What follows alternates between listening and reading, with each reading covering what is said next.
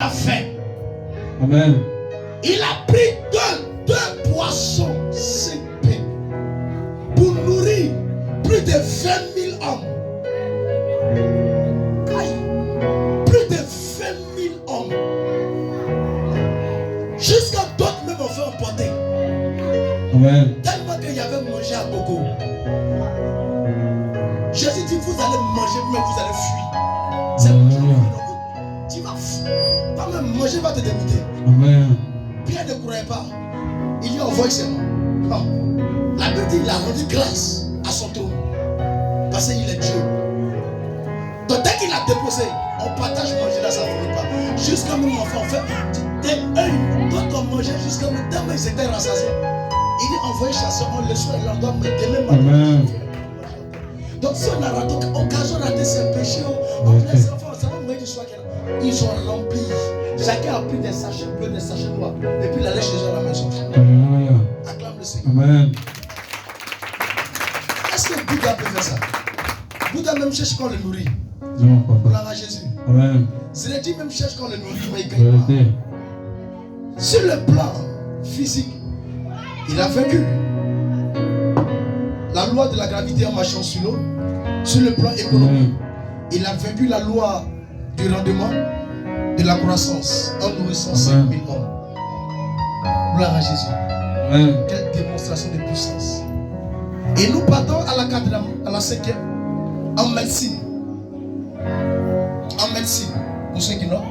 Il guérit les malades et les aveugles sans administrer une seule dose de comprimé. Alléluia. Quelqu'un n'est pas ici avec nous. Amen. Quelqu'un n'est pas ici avec nous. Tu n'acclames pas bien. Ton acclamation est en tête.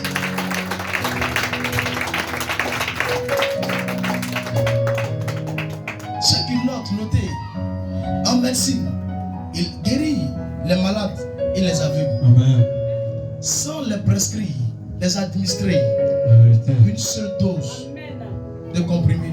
Alléluia. Ça veut dire que quand tu es malade, tu viens, il te guérit. Amen. Il ne va pas te dire, il faut aller prendre l'eau qui est là-bas, il faut aller prendre le comprimé qui est là-bas, tu vas avaler. Même si c'est gros, tu ne peux pas avaler, mais on te dit, il faut avaler. Mais lui, il ne fait pas ça. Il est le seul chirurgien qui opère sans passer par la chirurgie. Alléluia.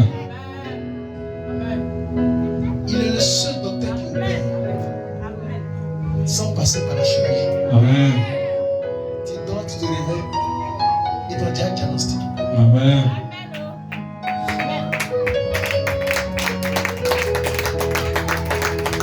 Quels sont ceux qui peuvent diagnostiquer un mal caché en toi sans que toi-même tu ne vois dedans, tu te réveilles, on dit tu es guéri.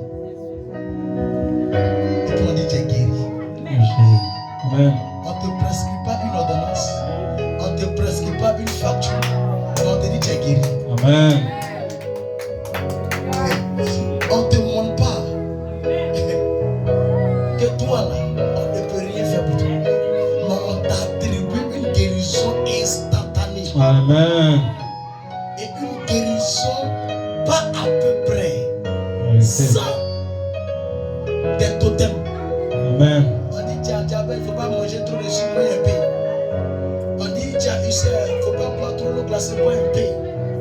On dit il ne faut pas mettre huile, sauce arachide, des bêtises. Le diable il te donne des médicaments et puis il te dit mais Jésus il n'y a pas mais. Amen.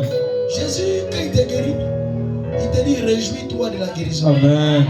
Prends le verset, écoutez. Jean 5, verset 8 à 9. Jean 5, 8 à 9. Vas-y. Lève-toi, Lève-toi. lui dit Jésus. Lui dit Jésus.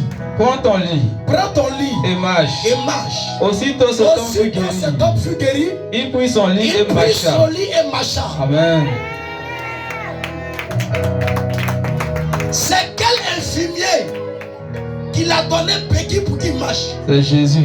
Il est le seul infirmier, Amen. le seul docteur qui te guérit sans te donner une dose de comprimé. Amen. Et il ordonne à la maladie dit de s'enfuir et elle obéit à sa voix. Parce qu'il est celui qui donne et qui reprend. Donc toute chose a été faite par lui. La Bible dit, il nous demande son identité sur le plan physique, les opérations qu'il a faites, les œuvres qu'il a pratiquées, ce qu'un homme qui est né d'une conception normale ne peut le faire. Même un Dieu étranger ne pourra le faire. Parce qu'il le fait, il le fera et il continuera de le faire.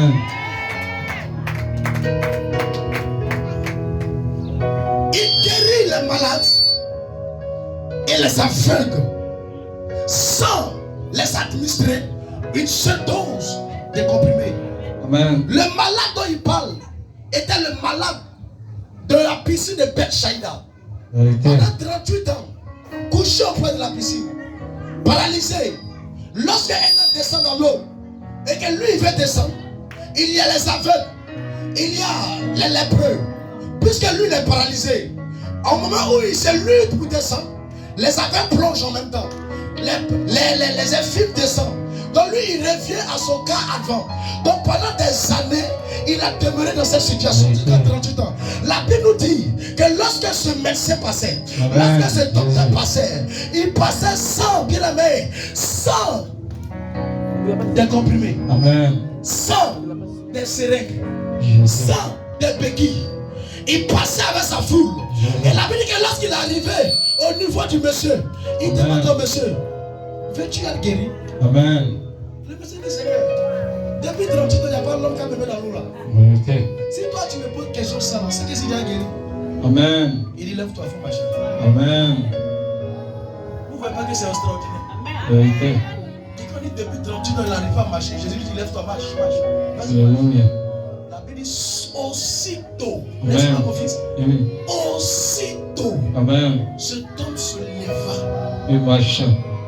Il marcha. Amen. Tu n'attends pas que sur Dieu. C'est en histoire. C'est en histoire. En histoire. Il est le commencement et la fin. Amen. Vas-y mon fils, le verset. Apocalypse 22, verset 13. Apocalypse 22, 13. Il est le commencement et la fin. Amen. Quand tu lis ça, vas-y. Je suis l'alpha et l'oméga. Je suis l'alpha et l'oméga. Le premier et le dernier. Le premier et le dernier. Le commencement et la fin. Le commencement et